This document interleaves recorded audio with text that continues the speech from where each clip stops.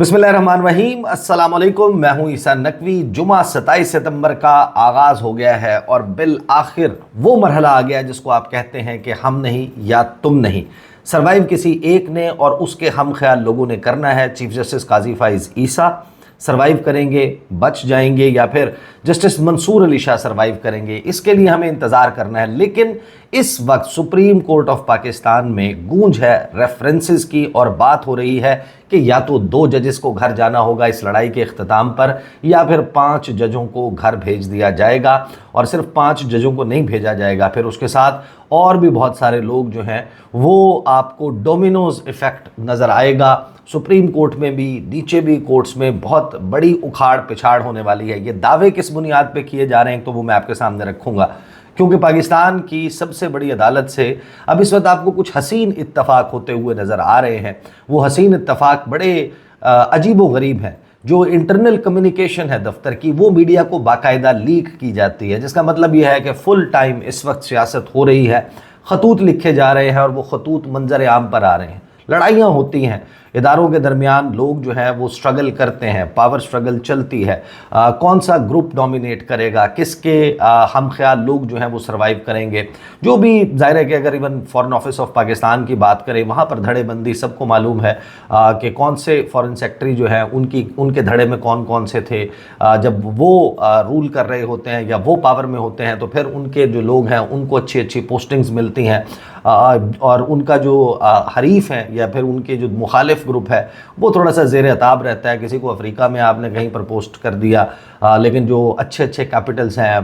Europe के, America, उसके बाद दीगर जो अच्छे कैपिटल्स तस्वुर होते हैं, वहाँ उनकी तैनातियाँ हो जाती हैं। इसी तरीके से पाकिस्तान के दूसरे इदारे हैं, वहाँ पर भी ये पावर स्ट्रगल चलती रहती है। लेकिन इस पावर स्ट्रगल के नतीजे में ऐसा नहीं होता कि अगर एक ग्रुप डोमिनेट कर जाएगा तो दूसरे ग्रुप के लोगों को घर जाना होगा। लेकिन अब बाकायदा पाकिस्तान की सियासत में तो ये होता था कि आपने बकाए बहामी के उसूल, म्यूचुअल को एग्जिस्टेंस के उसूल को फॉलो नहीं किया। लेकिन सुप्रीम कोर्ट ऑफ पाकिस्तान में ऐसा नहीं हो रहा। सुप्रीम कोर्ट ऑफ पाकिस्तान में कोई इस वक्त म्यूचुअल को एग्जिस्टेंस की बात नहीं है। बात ये हो रही है कि या फिर मंसूर अली शाह जो है वो प्रिवेल करेंगे, वो डोमिनेट करेंगे, और अगर वो डोमिनेट करते हैं तो काजी फाइज ईसा के ग्रुप के 2 जजेस हैं जिनके बारे में बात चल रही है कि कम से कम इन 2 जजेस का जाना तो फिर ठहर गया है अगर काजी फाइज ईसा जो है वो सर्वाइव नहीं करते। और फिर दूसरी बात जो चल रही है वो चल रही है कि अगर काजी फाइज ईसा सर्वाइव करते हैं, प्रिवेल करते हैं, चाहे वो 68 साल की उम्र जो है वो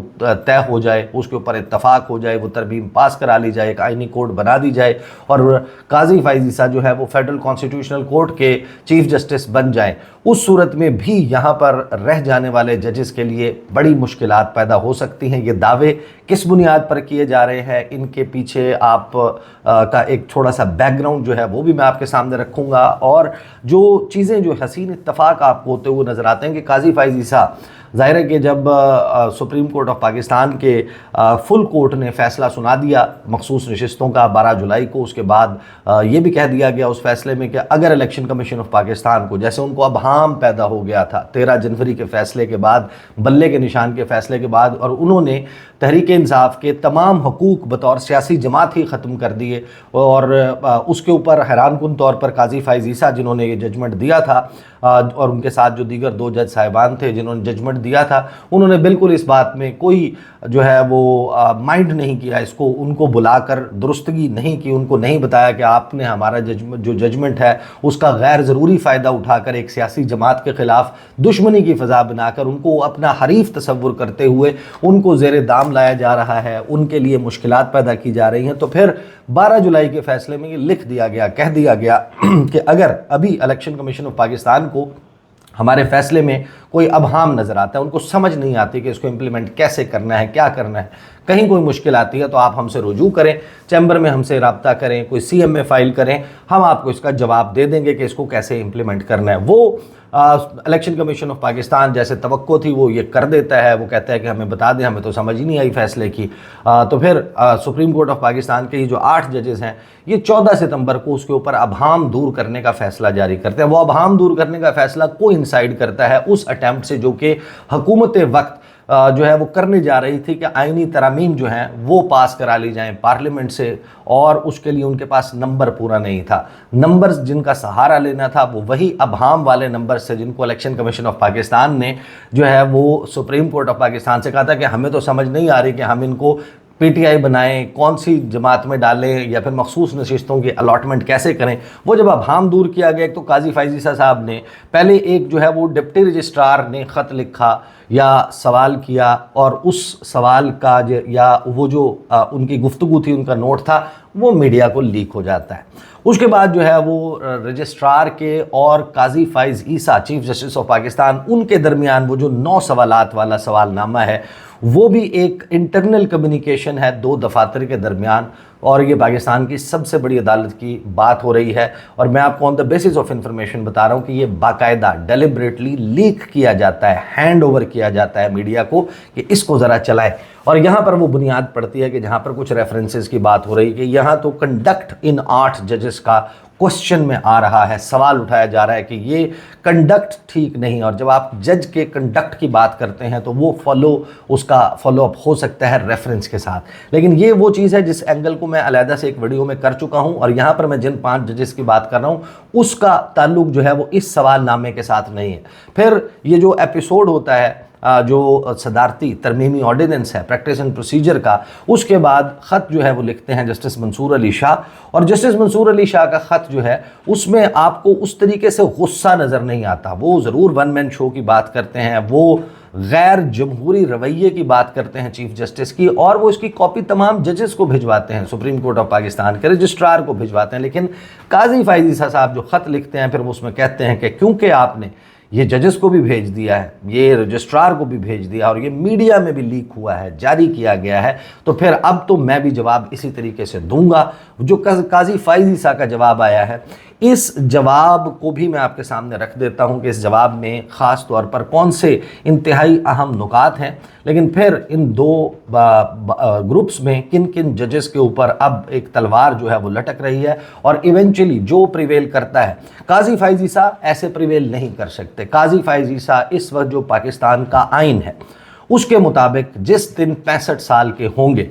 उस दिन उनको घर जाना होगा, वो रिटायर हो जाएंगे। काजी फ़ाइज़ ईसा का सर्वाइवल जुड़ा हुआ है हुकूमत की कामयाबी से। अगर हुकूमत कामयाब होती है, वो एक आईनी तरमीम नंबर पकड़ धकड़ करके, नंबर जो है वो अपना फ्लोर क्रॉसिंग करवा के, गलत तरीके से सुप्रीम कोर्ट के फैसले के ख़िलाफ़ मखसूस नशिस्तें ख़ुद को अलॉट करवा के, या किसी भी सियासी जमात को बहुत बड़ा लालच दे के उनको अपने साथ मिला ले, तो काजी फ़ाइज़ ईसा साहब सर्वाइव करते हैं। अदरवाइज़ पाकिस्तान का आइन तो यही कहता है कि जिस दिन आप मियाँ 65 साल के हुए आपको घर जाना है। तो काजी फ़ाइज़ ईसा साहब का जो ट्रैक रिकॉर्ड पिछले कुछ महीनों में इस्टेब्लिश हुआ है,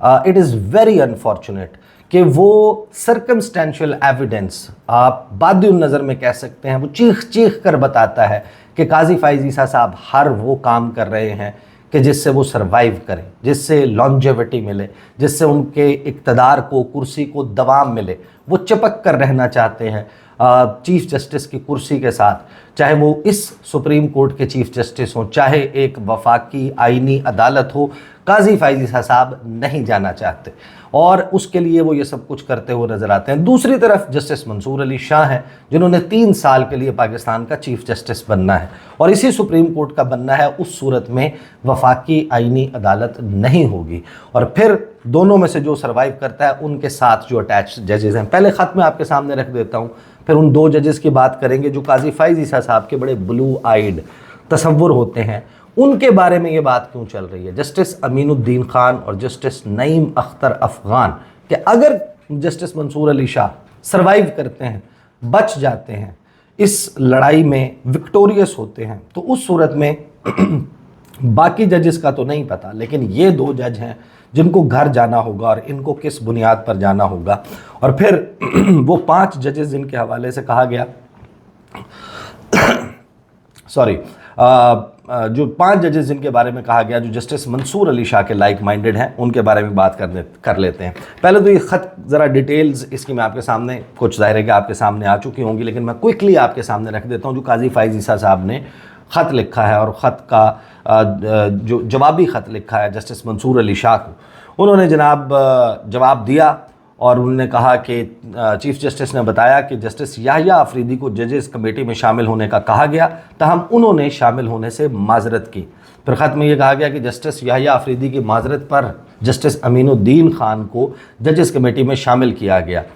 चीफ जस्टिस काजी फ़ाइज़ ईसा के जस्टिस मंसूर अली शाह को लिखे गए ख़त में मज़ीद मदरजात भी अब सामने आ गए, जिसके मुताबिक चीफ जस्टिस पाकिस्तान जस्टिस काजी फ़ाइज़ ईसा ने जस्टिस मंसूर अली शाह को जजेस कमेटी में शरीक होने की दावत दी।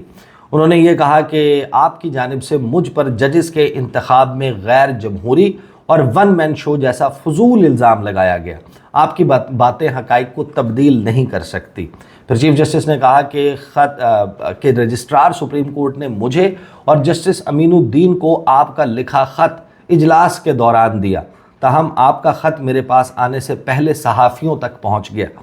ख़त में कहा गया है कि फुल कोर्ट के फ़ैसले में पार्लिमान के कानून साजी के इख्तियार को तस्लीम किया। चीफ जस्टिस के बेंचेस की तश्कील के इख्तियारात को बाज़ की जानिब से आइनी मुकदमात में गलत इस्तेमाल किया गया। काजी फ़ाइज़ ईसा ने कहा कि शाह साहब, कानून में मुझे कमेटी के जज नामज़द करने का इख्तियार दिया गया है, माकूल वजूहात की बिना पर इख्तियार इस्तेमाल किया। अब ये जो कानून जिसका वो तज़किरा कर रहे हैं काजी फ़ाइज़ ईसा, ये कानून ऑर्डिनेंस के तहत बना है। यही काजी फ़ाइज़ ईसा हैं जो ये कहा करते थे कि अगर ऑर्डिनेंस के ज़रिए कानून साजी करनी है तो पार्लियामेंट को घर भेज देना चाहिए। इतना स्ट्रॉन्ग मौक़िफ़ रखते थे। जिस वक्त तक इस जजेस की 3 रुकनी कमेटी में काजी फ़ाइज़ ईसा अक्सरियत में थे, जब तक जस्टिस सरदार तारिक मसूद रिटायर नहीं हुए थे, 10 मार्च से पहले सब अच्छा था। 10 मार्च के बाद उन्हें यह कानून बुरा लगने लगा और जैसे ही इसकी आईनी जो एक अमेंडमेंट का ऑर्डिनेंस जारी किया गया, अभी सदर के दस्तखत की स्याही खुश्क नहीं हुई थी, काजी फ़ाइज़ ईसा ने कमेटी को रिकॉन्स्टिट्यूट किया, जस्टिस मुनीब अख्तर को निकाल बाहर किया और जस्टिस अमीनुद्दीन खान को अपने साथ ले आए। तो ये भी एक ज़रा फैक्ट है जिसको आप अपने जहन में रखें। फिर चीफ जस्टिस ने लिखा कि ऐसा नहीं लगता कि आप तमाम जजेस को एक जैसा तसव्वुर करते हैं। मुझे यकीन है कि आप मामले को ज़ेर गौर लाते हुए अवाम के लिए कमेटी में दोबारा शामिल होंगे और अपनी शमूलियत से सुप्रीम कोर्ट की बिला तात्तुल कार्रवाई को यकीनी बनाएंगे। चीफ जस्टिस ने कहा कि आपकी जानिब से रजिस्ट्रार और सुप्रीम कोर्ट जजेस को ख़त की कॉपी भिजवाई गई। अब आपके ख़त से पैदा होने वाले गलत बयानिए के ख़ात्मे के लिए मेरे पास भी सबको नकूल भिजवाने के अलावा कोई ऑप्शन नहीं है। यहाँ पर एक बात जहन में रखिए, काजी फ़ाइज़ ईसा साहब जो सीनियर प्यून जज थे वो भी खतूत लिखा करते थे। उनके खतूत भी पहले मीडिया को लीक हो जाया करते थे, मीडिया तक पहुँच जाया करते थे। एक वज़ीर हुआ करती थी PDM के पहले दौरे हुकूमत में और वो व्हाट्सएप ग्रुप्स में सहाफ़ियों को काजी फ़ाइज़ ईसा साहब के खतूत भेज कर कहा करती थी कि इसको हाईलाइट करें, इसको प्रोमिनेंट जगह पर शाया करें, इसको हेडलाइन में शामिल करें, इसके ऊपर डिबेट करें। That I can tell you on the basis of information. या और बात है कि उस वक्त जस्टिस उमर अता बंदयाल जवाबी ख़त ना लिखा करते थे, ना जारी किया करते थे, ना वो मीडिया में उस तरीके से हाईलाइट करवाए जाते थे वुज़रा की जानिब से। बहरहाल काजी फ़ाइज़ ईसा जो हैं वो शिकवा करने में, हक बजाने में। आगे चीफ जस्टिस ने कहा कि सुप्रीम कोर्ट के लिए जो कुछ किया वो बताने की ज़रूरत नहीं, लेकिन आवाम में गलत बयानिए को ख़त्म करने के लिए आपने ऐसा करने पर मजबूर कर दिया। फिर इसी में काजी फ़ाइज़ ईसा साहब जो हैं वो इस ख़त में लिखते हैं कि जो मुख्तलिफ इन्होंने इसमें नुकात लिखे हैं, ज़ाहिर है कि क्योंकि इसके मेजॉरिटी पोर्शन जो हैं वो रिपोर्ट हो चुके हैं तो I will not go into that. लेकिन काजी फ़ाइज़ ईसा साहब का जो ख़त है that's in a very bad taste. और जो मंसूर अली शाह साहब का ख़त है वो भी आप कह सकते हैं कि is in a bad taste. मैं ओवरऑल बात कर रहा हूँ कि जब पॉलिटिक्स इदारों में इस कदर बढ़ जाती है, इतनी डिवीज़न होती है और वो खुलकर इस तरीके से सामने आती है, तो ये पाकिस्तान की सबसे बड़ी अदालत है, इसका वक़ार मजरूह होता है। अवाम किस तरीके से इस दर की तरफ देखेंगे कि ये वो जगह है, अल्टीमेटली सबसे बड़ा फोरम है, सबसे आखिरी दरवाज़ा है इस दुनिया में, इस मुल्क में, कि जहाँ से हमें इंसाफ मिलेगा और यहाँ से मिलने वाला इंसाफ कतई होगा। इसके बाद अगर हमने इंसाफ लेना है तो हम अल्लाह की अदालत में लेंगे। और इस इंसाफ के दरवाज़े के पीछे जो कुछ हो रहा है और जजेस में जिस किस्म का रिफ्ट है, जाहिर है कि ये तो अब लोग जो है वो इस वक्त आपको नज़र आता है कि वो पॉपुलर साइड है जस्टिस मंसूर अली शाह की, वो उसके साथ खड़े हैं। अब आ जाते हैं रेफरेंसेस की तरफ। रेफरेंस जो है वो अगर जस्टिस मंसूर अली शाह सर्वाइव करते हैं तो ये बात की जा रही है कि 2 जजेस हैं जिनको घर जाना होगा, वो हैं जस्टिस अमीनुद्दीन खान और जस्टिस नईम अख्तरफ खान। क्योंकि पाकिस्तान की तारीख़ में, सुप्रीम कोर्ट की तारीख़ में ऐसा कभी नहीं हुआ कि 2 सिटिंग जजेस ऑफ द सुप्रीम कोर्ट, उनको सुप्रीम कोर्ट ने अपने फैसले में नाम लेकर ये लिखा हो कि इन्होंने ऑब्स्ट्रक्शन ऑफ जस्टिस किया है, इंसाफ की राह में रुकावट बने हैं। जो तफसीली फ़ैसला जारी हुआ है उसके जब आप कुछ नुकात को देखते हैं कि जिसमें वो जजेस 8 जजेस अपने दस्तखत के साथ ये कहते हैं कि इस जजमेंट को ख़त्म करने से, आखिरी लाइन्स लिखने से पहले, before parting with the judgement, हम इस वक्त मजबूर हैं एक भारी और बोझल दिल के साथ कि हमारे 2 लर्नेड कॉलीग्स जो कि अक़लियत में हैं, फिर आगे उनका नाम ब्रैकेट्स में लिखा जाता है, जस्टिस अमीनुद्दीन खान और जस्टिस नईम अख्तरफ खान, उन्होंने अपनी डाइसेंटिंग नोट में, इख्तलाफी नोट में, अक़लियती इख्तलाफी नोट में कुछ ऑब्जर्वेशंस दी हैं 3 अगस्त 2024 को, विच डू नॉट बिहोव जजेस of the supreme court of Pakistan के। ये उनके शायान शान नहीं है जो उन्होंने किया है, ये उनके मनसब को ज़ेब नहीं देता। जो highest court of the land है पाकिस्तान की, इस वक्त सबसे बड़ी अदालत है उनके जजेस को, कि आफ्टर एक्सप्रेसिंग देयर व्यू, अपना ये नुक्ता नज़र, मतम नज़र देने के बाद कि जो हमने ऑर्डर 12 जुलाई 2024 को पास किया था वो आइन और कानून के मुताबिक नहीं है, और जैसा कि हमने इग्नोर किया, डिसरिगार्ड किया अपने मैंडेट का, उन्होंने फिर आगे ये ऑब्ज़र्व किया या अपने उसमें लिखा अक़लियती नोट में कि अगर इन 39 और फिर 41 लोगों को इस फैसले की बुनियाद पर जो हमने दिया था 12 जुलाई को कोई स्टेप लिया जाता है जो कॉन्स्टिट्यूशन के मुताबिक नहीं है, तो फिर ये लोग अपनी सीट्स लूज़ कर जाएंगे। अगर ये स्विच करते हैं पार्टी, तो ये बाकायदा उनको एक धमकी लगाई गई थी कि सुप्रीम कोर्ट के फैसला चाहे मौजूद है तो MNA शिप जो है ना वो गई। फिर जो है वो आगे इसी जजमेंट में उन्होंने लिखा कि जो ये सारा कुछ है, इसमें जो कुछ किया गया, उन्होंने कहा कि हमें इस बात से तो कोई मसला नहीं है, we take no issue with their having and expressing the view. अपना जो उन्होंने अपना व्यू है वो एक्सप्रेस किया, उसमें कोई मसला नहीं है। लेकिन जब वो ये कह देते हैं कि इलेक्शन कमीशन ऑफ पाकिस्तान इस पर अमल दरामद ना करे और ऑब्स्ट्रक्शन ऑफ जस्टिस करते हैं फुल कोर्ट के फैसले की, तो फिर ये उन्होंने कहा कि ये ऑब्स्ट्रक्शन ऑफ जस्टिस है कि and seems to constitute an attempt to obstruct the process of the court and the administration of justice, कि अदालती कार्रवाई में रुकावट और इंसाफ की फराहमी में रुकावट डाली है इन 2 जजेस ने। तो गोया अगर ये ग्रुप सर्वाइव करता है, जस्टिस मंसूर अली शाह और वो future chief justice of Pakistan होते हैं और कोई आइनी तरमीमी पैकेज के ज़रिए एक बड़ी उखाड़ पिछाड़ नहीं हो जाती, तो उस सूरत में इन 2 जजेस के ख़िलाफ़ रेफरेंस आएगा और इस जजमेंट के जो सुप्रीम कोर्ट ऑफ पाकिस्तान के फुल कोर्ट की है, 8 जजेस की जजमेंट है, उसके मुताबिक इस रेफरेंस को शायद यूँ कहें कि चट मंगनी पट ब्याह वाला मामला होगा और ये 2 जजेस जो हैं वो घर जाएंगे। अब आ जाते हैं कि अगर काजी फ़ाइज़ ईसा साहब सर्वाइव करते हैं, बड़ा हैरान कुन दावा जो है वो किया, और आम हालात में अगर ये किया गया होता तो शायद आप में से या मैं इसको बहुत ही ज़्यादा शक की निगाह से देखता। सहाफ़ी असद दूर ने जो दावा किया है, मुझे लगता है कि ये शायद जो है वो एक बहुत ही ज़्यादा reading like too much into the line और इनटू द टेक्स्ट वाली बात है। लेकिन जो मौजूदा हालात हैं वहाँ पर ऐन मुमकिन है कि ये बात हो जाए जो असद तूर ने कहा है। इस हवाले से काजी फ़ाइज़ ईसा और जस्टिस मंसूर अली शाह की इस स्ट्रगल या इस लड़ाई के बारे में वो मैं आपको सुनवा देता हूँ। इसके अलावा जो अगला एक और जो गेम प्लान है वो ये है कि जो एक सीनियरिटी के प्रिंसिपल पर एक पिटीशन आई थी, कोई जरा बताते हैं सुप्रीम कोर्ट में, कि जो जजेस हैं हाई कोर्ट से जूनियर जजेस को एलिवेट करके सुप्रीम कोर्ट को लाया गया है, सुप्रीम कोर्ट में लाया गया है। तो पहले आपको सीनियर जजेस को लाना चाहिए था, आप सीनियर को लाए, जूनियर को लाए हैं। तो उसके ऊपर जरा ये बताते हैं कि वो पिटीशन भी इम्कान है कि टेकअप हो जाए, और उस सूरत में जैसे काजी फ़ाइज़ साहब एक बेंच बनाकर मर्जी का, क्योंकि अब जस्टिस अमीनुद्दीन खान ऑलरेडी उनके साथ बैठे हुए हैं और इसीलिए कमेटी बनी है। बाज़ लोग कहते थे कि सिर्फ 63A के फैसले के लिए कमेटी रिकॉन्स्टिट्यूट करवाई गई है सदर से ऑर्डिनेंस जारी करवा के, लेकिन नहीं, वो भी एक केस है, उसमें एक मर्जी का बेंच बना के ये कर दिया जाएगा कि जूनियर जजेस जो है वो सुप्रीम कोर्ट नहीं आ सकते थे। उस वक्त रूल्स में गुंजाइश नहीं थी और उन सबको वापस भेजने का ऑर्डर दे दिया जाएगा। इस सूरत में एक ही शॉट में justice Munib Akhtar, justice Ayesha Malik, justice Shahid Waheed, justice Mohammad Ali Mazhar, justice Hasan Nazar Rizvi, तो इस तरह जजेस की एक ही शॉट में 6-7 जजेस की, जैसे कहते हैं ना, सुप्रीम कोर्ट से गर्दन उतार दी जाएगी और फिर सुप्रीम कोर्ट में जैसे कहते हैं ना वो कोर्ट पैकिंग की जाएगी अपने लाइक माइंडेड जजेस की।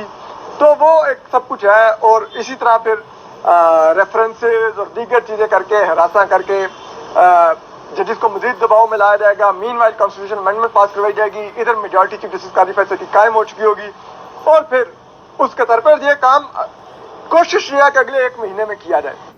तो ये अगर आम हालात होते, नॉर्मल हालात होते, तो आप कहते हैं कि ये बड़ी दूर की कौड़ी है, लेकिन मौजूदा हालात में जो कुछ हो रहा है ये वेरी लाइकली है कि शायद ये काम हो जाए। और उसमें ज़ाहिर है कि मैटर ये करता है कि काजी फाइज़ ईसा और उनके ग्रुप ने डोमिनेट करना है, सर्वाइव करना है इस सारी स्ट्रगल में या नहीं। अभी तो इस वक्त ये इंतज़ार हो रहा है कि आज या कल किसी वक्त जो है वो जस्टिस मुनीब अख्तर जो है वो अब ख़त एक लिखें या दीगर जज एक कलेक्टिव ख़त लिखें या फिर मंसूर अली शाह जो हैं वो जवाब जो हैं वो लिखें और वो भी सर्कुलेट किया जाए सुप्रीम कोर्ट के जजेस में और वो भी मीडिया के सामने आ जाए। इतनी इंटेंस स्ट्रगल चल रही है इस वक्त पाकिस्तान की सबसे बड़ी अदालत में कि जिसमें आपको पता है कि अब जो भी होना है उसके लिए कोई बहुत ज़्यादा दिन बाकी नहीं है। 27 सितंबर हो गई है and in less than a month, 1 महीने से कम वक्त है। 25 अक्टूबर से पहले इसका एक कंक्लूजन जो है और इसका नतीजा सामने आना है। कौन इसमें सर्वाइव करता है, कौन नहीं, इसके ऊपर मैं गुफ्तगू का सिलसिला जारी रखूँगा। और आज सुप्रीम कोर्ट ऑफ पाकिस्तान में कुछ बहुत ही अहम चीज़ें कोशिश करूँगा कि अब से थोड़ी देर बाद सुप्रीम कोर्ट जाऊँ और वहाँ से फिर आपको उसके हवाले से अपडेट करूँ। अब तक के लिए इतना ही, इजाज़त दीजिए, अल्लाह हाफ़िज़।